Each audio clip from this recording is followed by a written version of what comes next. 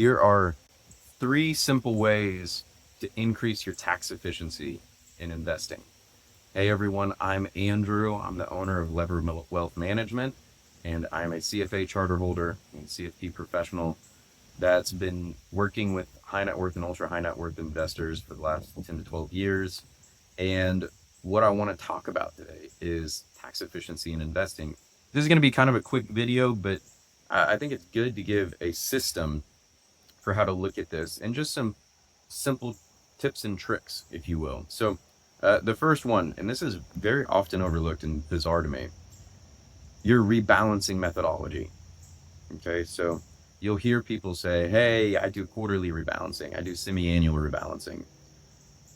Rebalancing, and the literature is pretty clear on this, the overwhelming majority of the time is not return additive. Okay, it's a risk reducer.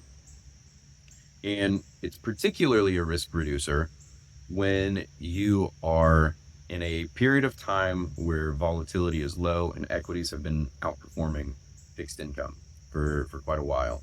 And so you're shaving off what has done good to buy what has done not good. But it doesn't add return to portfolios. I think some people think that. No, it simply reduces volatility. And to be frank, it doesn't reduce volatility a ton. Where you get issues is if you're a 60-40 stock to bond investor and you wake up 3 years later, it's been the 90s, and now you're 85-15. That's a problem, right? But you would have made a lot more money. So I'm not a huge fan of systematic rebalancing. I'm a fan of what I would call a target threshold rebalancer. And so what do I mean by that? If we're a 60-40 investor, I really don't care if you're creeping up to 65% equities. But if you hit 66, okay, let's shave off the top and get it down to 62 or 63, because the true risk reduction from going 3-4% overweight equities is usually not worth the tax drag. Okay, and if you sell in a taxable account, you have a tax drag. You have to pay the government taxes whenever you sell something at a gain. Number 2 within that, so I'm going to say that's 1A and then 2A. When you are rebalancing, this is like a cheat code. If you have pre-tax or retirement account money and taxable account money, you should be viewing this from your household level, okay? You should not be viewing it from an account level. And so what you do is you say, if I want my household to be 60% equities, I'm going to sell the stocks in my retirement account, all else equal, right? Goals and values and whatnot, because there's no tax drag with that. So I've achieved the same outcome of risk reduction without any of the tax implications, okay? So that's 1A and 2A. Number 2, this is very simple, but I see it done wrong all the time. Tax lot optimization. When you buy a stock or an ETF, exchange traded fund, and let's say you buy it 5 times, you buy the S&P 500 ETF 5 times. I bought some of it at $200 a share. I bought the rest of it yesterday at $545, $550 a share. I decide next week I want to take some money out. I can go in and say, I only want to sell, I have these multiple tax lots, right? The lowest tax lot with the most gain, right? $350 worth, $200 to $550. That one, I don't want to sell it. That's long-term capital gains. I'm going to pay 15 to 20% federal tax plus state on it. And it might bump my AGI up so that I hit some of the IRMA cliffs. My Social Security is more tax. I don't want to touch that. What I'm going to do is I'm going to say, hey, I bought some the other day at $550. I'm going to do high cost and sell that lot. Now I have almost no gain. You can reverse it for charitable giving or giving to the next generation.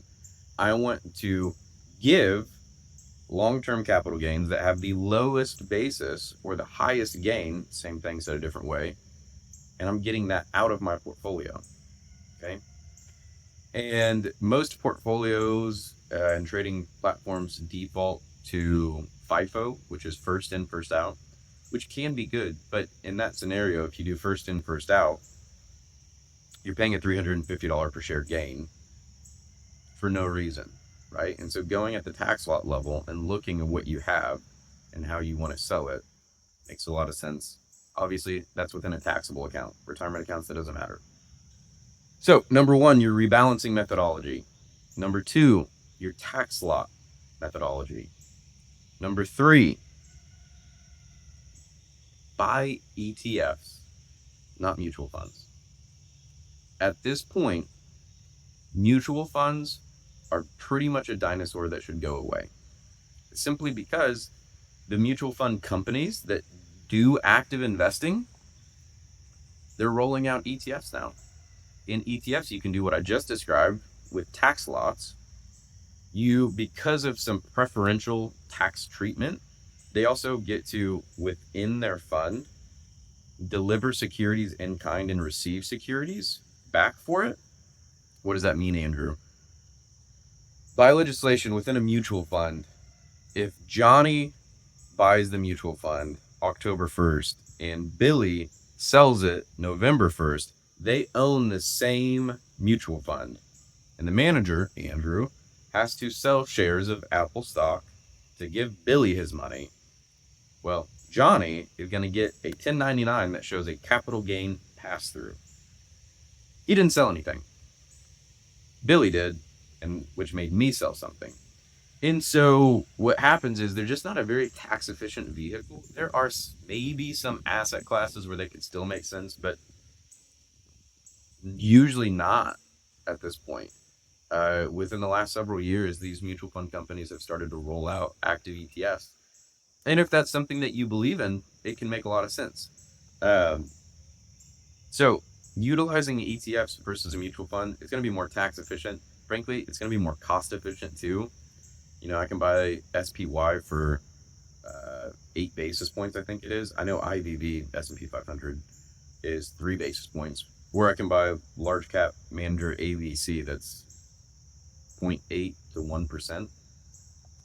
Yeah, that's a very big price difference. So here's a bonus one, number 4, and I have a whole video on it, asset location. You have your rebalancing methodology, but if you have taxable, pre-tax, and post-tax or Roth accounts, you need to be looking at where you are locating those assets, okay? You want to take the least tax-efficient assets and put them in the most tax-efficient vehicle and vice versa. So if I'm going to have high growth, low dividend paying, low pass-through assets, I want those in my taxable account. And if I have very dividend heavy, taxable income type investments such as high yield bonds, the aggregate bond index, REITs, something along those lines, I want those in an IRA.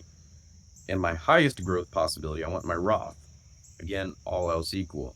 By doing that, there's some pretty good research that says, hey, you're going to be more tax efficient here. And at minimum, it's not going to be taking away from your tax efficiency, right? You have a bar of 0 and then plus anywhere from what I've seen. I know Kitsis did some research that showed around 25 basis points.